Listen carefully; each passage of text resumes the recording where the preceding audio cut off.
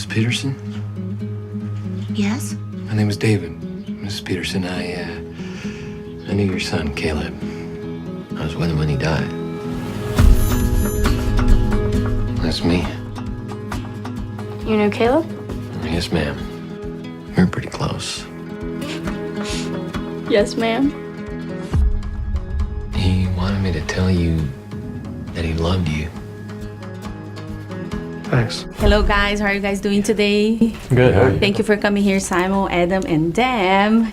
Can you tell me a little bit about The Guest and what is the inspiration for the movie? The Guest is a thriller about a family who's lost their son, and about a year after their son died, a stranger comes to visit them, played by Dan Stevens, who says that he was friends with their son and he promised if anything happened he'd check in on them and try to help them out, and they take him in.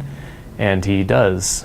Yeah. And it's basically, yeah, it's a thriller, you know, and sort of, but it's kind of done in the context of, you know, a throwback kind of 80s B-movie, nostalgic kind of vibe, you know, while still being modern and, you know, and fun. So, you know, it's a lot of, I hesitate to use the phrase genre mashup, but it's kind of that kind of thing, you know, it goes through horror, action, thriller, and all these things. Dan, I need to ask you that. I know that Suzanne already asked you how many American actors did you beat?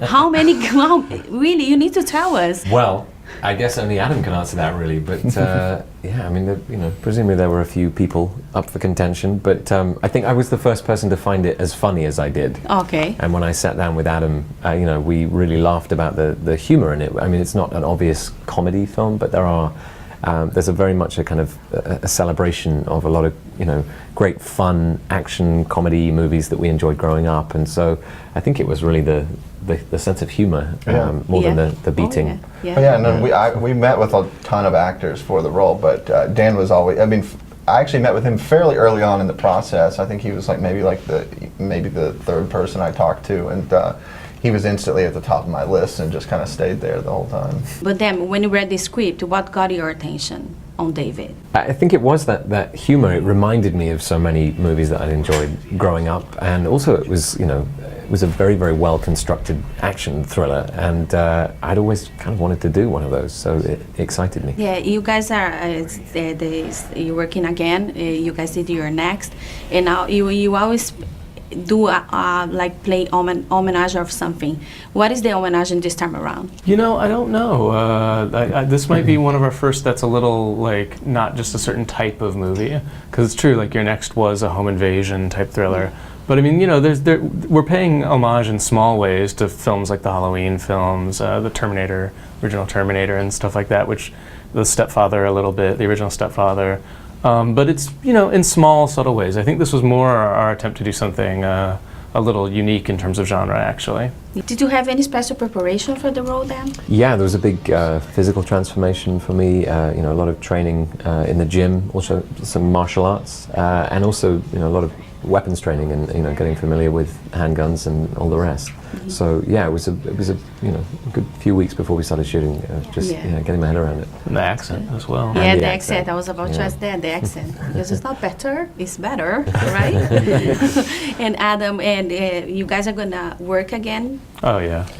Well, we just have a great rapport, you know, like we both kind of, you know, understand, you know, what we want out of movies, and we've also, you know, now that, I mean, I can't even count how many movies we've done if you count like all the shorts and anthologies and everything, but you know, it's hard to actually develop a working relationship, you know, as a creative team, because there's just so many elements to that you have to build up of trust and things like that, you know, and we've been working together so long it'd be pointless, you know, to not work together anymore, you know. Yeah, we've got our next like 3 or 4 films kind of planned out.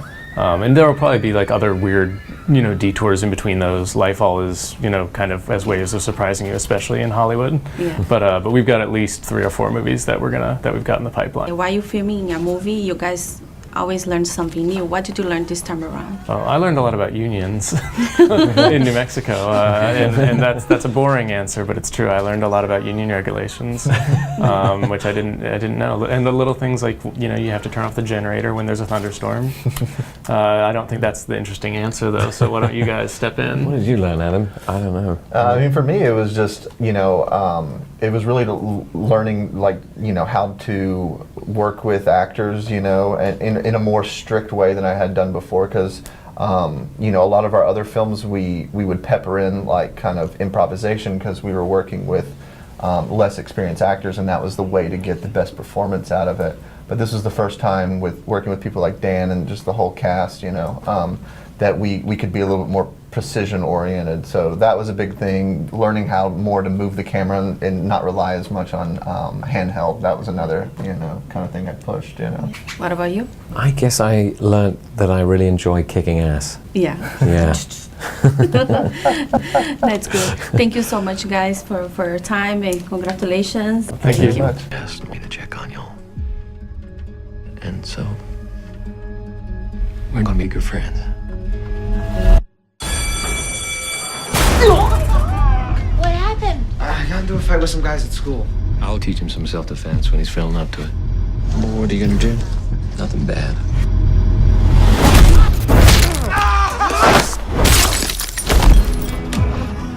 For the damages. Never let anyone pick on you. Here, you keep it. Miss Peterson, are you sure you're comfortable with me staying here? I think it could be a good thing for us. I promised Caleb I would do anything I could to help your family. But I'm afraid I haven't been fully honest with you.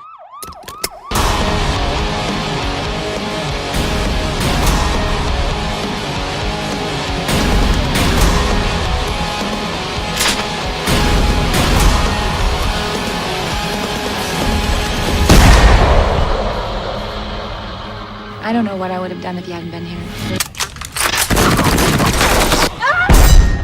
Really, Mrs. Peterson, it's no problem.